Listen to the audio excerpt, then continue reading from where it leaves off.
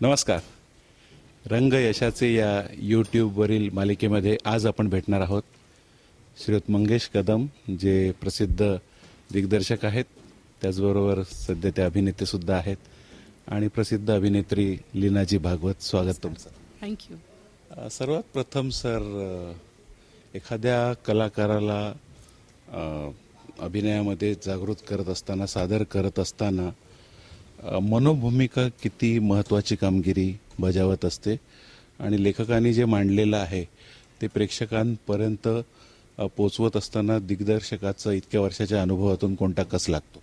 मला असं वाटतं की लेखक एक संहिता जेव्हा सिद्ध करतो आणि त्याचं वाचन करतो आणि दिग्दर्शकला जेव्हा ते आवडतं वेगवेगळ्या कारणासाठी आवडू शकतं. म्हणजे एक म्हणजे मला जे स्क्रिप्ट आवडतं तेव्हा जेव्हा नुसतं त्यात गोष्ट असते अशी स्क्रिप्ट मला आवडत नाहीत, की त्याच्यामध्ये व्यक्तिरेखा मला स्ट्रॉंग असावे लागतात. व्यक्तिरेखा स्ट्रॉंग असण्याबरोबरच त्यातला जो आशय आहे तो आशय मला भिडतोय का मुळात, आणि मी कन्व्हिन्स आहे का लेखकाच्या त्या गोष्टीला. ते कन्व्हिन्स झाल्यानंतर मग मी विचार करतो की हे नाटक आपल्याला करायला हरकत नाही. हे माझ्या मनोभूमिकेशी मी आत्तापर्यंत माझं जे जगणं आहे, आत्तापर्यंत माझ्यावरचे जे संस्कार आहेत, अर्थात त्याच्यावरतीच ठरतं मी काय करणार आहे ते. पण त्याच्यानंतरच मी ते स्क्रिप्ट करायचं की नाही करायचं हे माझं ठरतं. त्याच्यामुळे मुळात स्क्रिप्ट चांगलं असणं ही पहिली अट, आणि ती माझ्या परीने, माझ्या पद्धतीने, माझ्या अखत्यारीमध्ये ती मला चांगली वाटणारी स्क्रिप्ट असावी लागते. आत्तापर्यंत सुदैवाने मी सगळ्या चांगल्या मला आवडलेल्या आणि खूप चांगल्या स्क्रिप्ट केल्या. तरी मला त्यात 2-3 ज्या स्क्रिप्ट्स आहेत, 2-3 संहिता आहेत, त्या मला विशेष महत्त्वाच्या वाटतात, कारण त्याची प्रोसेस माझ्याबरोबर झाली होती. म्हणजे आधांतर नावाचं स्क्रिप्ट, त्याच्यानंतर कबड्डी नावाचं स्क्रिप्ट, ही 2 महत्त्वाचे स्क्रिप्ट एवढ्यासाठी आहे माझ्यासाठी, कारण त्याच्या जन्मापासून, ते फुलण्यापासून तर त्याचा प्रयोग होईपर्यंत त्याचे जे काही निर्णय घ्यायचे होते ते लेखकाबरोबर मी घेतले होते. आणखीन एक त्याच्यामुळे एक खूप वेगळा आनंद होता की नुसता त्याचा मी दिग्दर्शक नव्हतो, तर त्याचं संपूर्ण डिझाईन मी माझ्या अखत्यारीमध्ये केलं होतं. त्यामुळे लेखक लिहितो, आपण दिग्दर्शक संहिता निवडतो, याच्या पलीकडे जाऊन मला ह्या 2 अशी मी खूप नाटकं केली, जवळजवळ 50च्या वरती नाटकं केली, परंतु त्या 50 नाटकांमध्ये सुद्धा ही 2 नाटकं मला महत्त्वाची वाटतात, कारण ती कुठेतरी आतून मला माझ्या आतल्या याला आव्हान करणारी, माझ्या कलावंताला आव्हान करणारी अशा ह्या 2 संहिता होत्या. तर मला असं वाटतं की जोपर्यंत तुम्हाला छेडत नाही, जोपर्यंत आतमध्ये तुम्ही हलत नाही, जोपर्यंत तुम्ही अस्वस्थ होत नाही, तोपर्यंत तुम्ही अशा संहितेचे शोधत असता. आणि ही धडपड थांबते जेव्हा तुमची तार छेडली जाते, आत असं वाटलं जातं की हां, हे नाटक आहे जे मला करायचं आहे, आणि असं नाटक असल्याशिवाय मी नाटक करतच नाही. त्यामुळे संहिता ही माझ्यासाठी फार महत्त्वाची असते, आणि ती करताना मी सांगितलेल्याच पॅरामीटर्स तिथे लागतात, की ती माझ्या अंतरात्म्याला चॅलेंज करणारी, मला आनंद देणारी अशी ती संहिता लागते. एका मोठ्या कलाकारांच्या संचाबरोबर सादरीकरण करत असताना एक यशस्वी नाटक जसं हे मोरूची मावशी आहे, तर याच्यामध्ये टीमवर्क आणि टायमिंगला खूप महत्त्व असतं. तर ते करत असताना काय जाणवतं, वेगवेगळ्या व्यक्तिरेखांना हाताळत असताना ॲज अ दिग्दर्शक? नाही, मला ते काही असं काही म्हणजे कॉमेडी आणि सिरियस मी असे भेदाभेद करत नाही. नाटक मला चांगलं असावं लागतं. मग ते विनोदी आहे का, समस्याप्रधान आहे का, काय याच्यात काही मला तसं काही प्रॉब्लेम वाटत नाही. मुळात ते नाटक मला हां, म्हणजे अर्थात जॉनर म्हणून विनोदी नाटक करणं जरासं डिफिकल्ट असतं असं म्हणूया, कारण त्याला एक वेगळ्या क्वालिटीज त्या संपूर्ण संचामध्ये असाव्या लागतात. ॲक्ट्रेस ज्यांना तुम्ही निवडता त्या गोष्टीला पूरक कशा आहेत, ज्या त्यांचं वय, त्यांचं दिसणं, त्यांचं पोश्चर, गेस्चर, ह्या सगळ्याचा एक परिणाम साधला जातो. त्यामुळे ते कास्टिंग करतानाच मुळात त्याचं जेव्हा माझ्या डोक्यामध्ये जेव्हा वाचतो तेव्हा माझ्या डोक्यात एक ते कॅरेक्टर उभं राहतं आणि त्याच्या जवळपास जाणारी व्यक्तीच्या शोधात मी असतो आणि कधीतरी ते असं क्लिक होतं आणि त्याचं कास्टिंग होतं. त्यामुळे ना ही कष्ट जे तालमीचे जे कष्ट आहेत ते माझे अर्धे अधिक माझं कास्टिंगवर खूपच विश्वास आहे.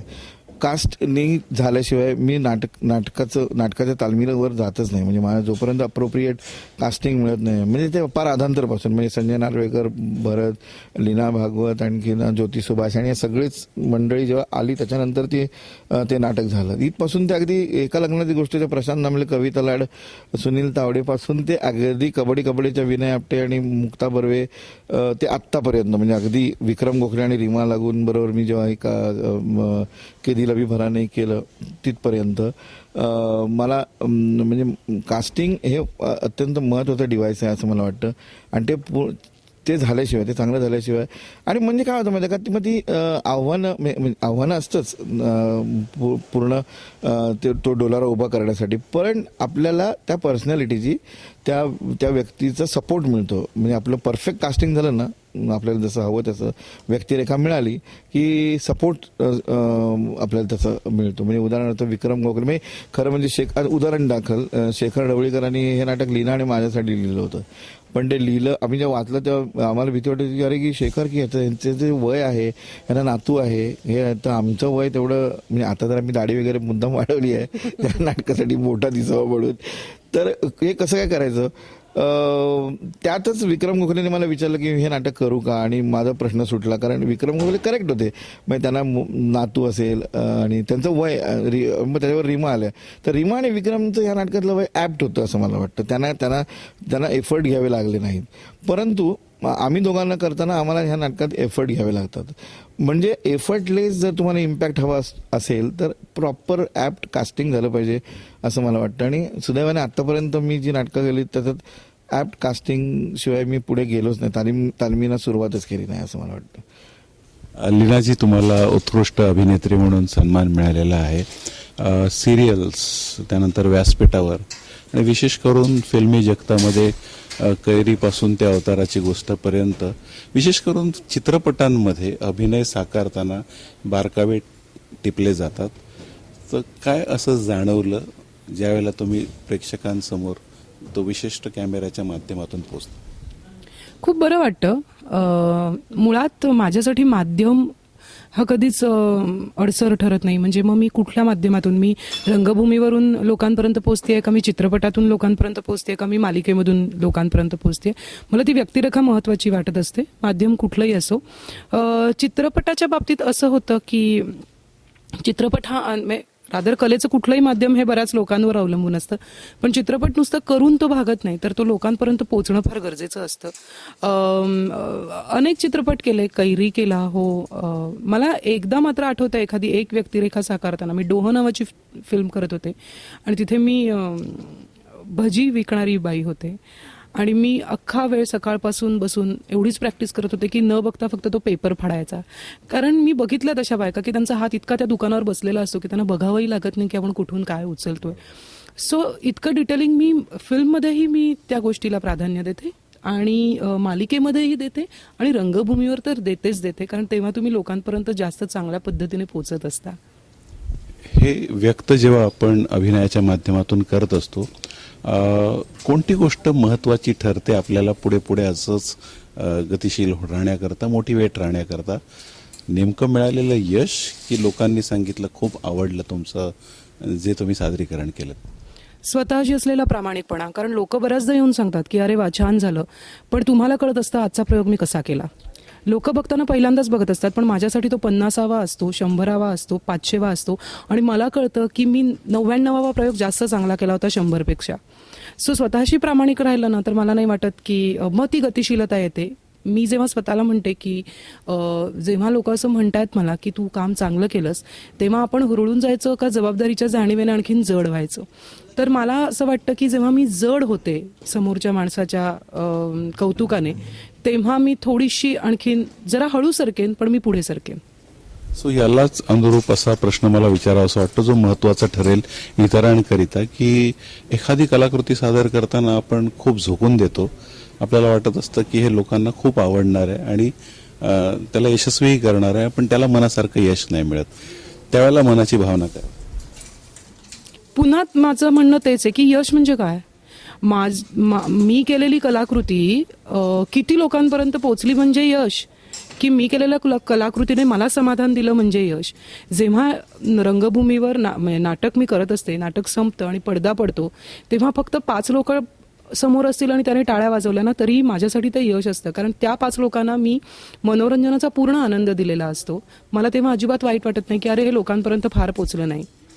सो मी माझ्याशी प्रामाणिक असेन तर मी लोकांपर्यंत पोहोचले नाही याचं मला वाईट वाटत नाही. रादर जर आपण स्वतःशी प्रामाणिक असू तर हा प्रश्नच कधी उद्भवणार नाही की मी लोकांपर्यंत पोहोचले नाही.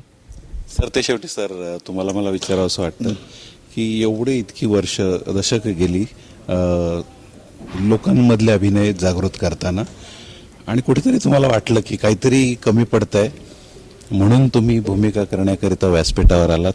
काय असं कुठली ती आवड होती तुमची? नाही, मी आधी अजिबात ढळू द्यायचं नाही असं ठरवलं होतं.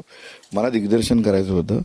परंतु मी जेव्हा जेव्हा काम केलं तेव्हा प्रॉब्लेम म्हणून मी काम केलं आहे. म्हणजे ना असामीच्या वेळी विजयने सुधीर भटांना सांगितलं होतं की धनंजय गोरेने की तुझ्यासारखा दिसणारा मला माणूस पाहिजे असं म्हटलं. बरोबर सुधीरने दुसऱ्या मिनिटात सांगितलं होतं मंगेश कदम, आणि विजय केंगरेने लगेच हो म्हटलं. तेव्हा मी UTV मध्ये कामाला होतो. मग त्यांनी मला निमंत्रण दिलं, बोलवलं, आणि मी म्हटलं की अरे बापरे, पु ल देशपांडे. ॲक्च्युली मी खूप सुखावलं होतं की ॲक्टर म्हणून मला बोलवलं होतं, प्रमुख भूमिकेसाठी आयुष्यात पहिल्यांदा बोलवलं होतं. आणखीन पुलांचं नाटक असामी क्लासिक, अजून काय पाहिजे. आणि सुयोगसारखी संस्था करणार होती आणि विजय डिरेक्ट करणार होतं. त्यामुळे नाही असं म्हणण्याचं काही कारणच नव्हतं. तेव्हा मी फार सुखावलं होतं. त्यामुळे त्या आनंदात मी ते हो म्हटलं आणि मी ते नाटक केलं. त्याच्यानंतर सुद्धा मला बऱ्याच नाटकात विचारलं गेलं, पण मी नाही केलं. त्यानंतर मी हीच तर प्रेमाची गंमत या नाटकात काम केलं. त्याच्यानंतर लहानपण डेगा देवामध्ये काम केलं. लहानपण डेगा देवामध्ये पण तसंच झालं. मी काम करणार नव्हतो, आम्ही शोधात होतो. पण रिहर्सल इतक्या झाल्या आणि इतके दिवस माणूसच भेटला नाही, तोपर्यंत माझं पाठ झालं होतं. त्यामुळे सुनील बरे म्हणाला, अरे आता मग काय पाठ झालं तुझं, कर की आता. आणि तू सॉलिड करतो, आम्हाला सगळ्यांना हसू येतं, तर तू कर. म्हणून म्हटलं चला करूया. त्याच्यानंतर मी गोष्ट तशी गमतीची कास्टिंग झालेलं होतं म्हणून, म्हणजे कोणी नाही किंवा रिकाम्या जागा भरा म्हणून नाही, तर गोष्टला प्रॉपर कास्टिंग म्हणून आम्ही दोघं पुढे आलो. आणि मी स्वतः एक चांगला को ॲक्टर मिळाला म्हणून सुखावले. कारण असं होत होतं आत्तापर्यंत, म्हणजे की कोणी नाही म्हणून तू उभा राहा, ह्याच्यापेक्षा कितीतरी जास्त कॅलिबर असलेला माणूस खरोखरच त्या कास्टिंगला, त्या रोलची गरज आहे म्हणून जेव्हा तिथे येतो तेव्हा त्याचं जास्त सोनं होतं असं मला वाटतं. मला असं वाटतं की ते अद्वैत दादरकरनी अनेक वेळा सुधीर भटांना सांगितलं की मला या नाटकात लीना भागवत आणि मंगेश कदम पाहिजे. आणि मग तो योग आला आणि मी ते केलं. आणखीन त्याचे खूप प्रयोग झाले, हाऊसफुल नाटक.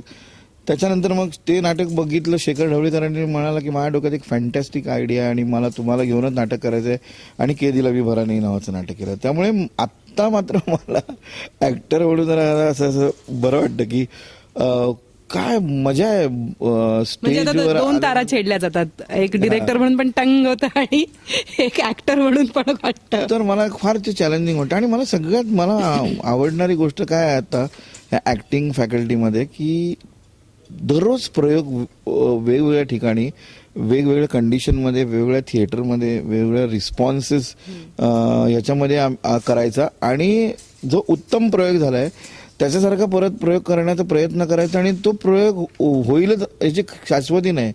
तर हे जी इन्सिक्युरिटी आहे, ही जी इंडेफिनेट, म्हणजे एखादा पझल सोडवताना आपण ते पझल सोडवतो आणि परत आपल्याला वाटतं नाही परत आपण सोडवूया, तर तसं हे आता मला ह्याचं व्यसन लागलं आहे असं मला वाटतंय.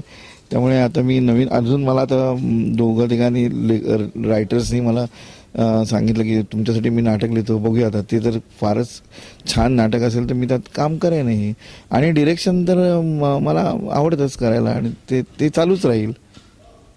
एक वेगळीच तार सर ते शेवटी छेडली गेली आहे. तुम्हाला शेवटचा प्रश्न, की तुम्हाला एक महत्त्वाचा रोल मिळालेला आहे मंगेश कदम यांच्या आयुष्यातला. तर ही सुंदर भूमिका बजावत असताना एक वेगळा ताळमेळ साधला जातोय. तो कसा अभिनय साकार? पण हे कास्टिंग मिस केलं. नाही, खूप छान वाटतं, कारण माझ्यासाठी पहिल्यांदा ते माझे आवडते दिग्दर्शक आहेत आणि मग अभिनेते आहेत. त्यामुळे डेफिनेटली ते जसे डिरेक्ट करत असतात त्या हुकूम मी करत असते. आणि जेव्हा मला असं वाटतं की इथे काहीतरी ॲडिशन घेतली तरी चालेल, तेव्हा ती मी माझी घ्यायला मुखत्यार असते. त्याच्यासाठी ते कधी अडवत नाहीत. त्यामुळे तो प्रयोग खूप छान होतो नेहमीच. एका वेगळ्या रंगाच्या यशाची उधळण झाली इथे आणि नकळतपणे वेगवेगळ्या तारा विविध अंगाने छेडल्या गेल्या. विशेष करून मंगेशजी आणि लेनाजी, तुमचे विशेष आभार की रंग यशाची उधळण करण्यास तुम्ही सहकार्य केलं. Thank you very much. थँक्यू.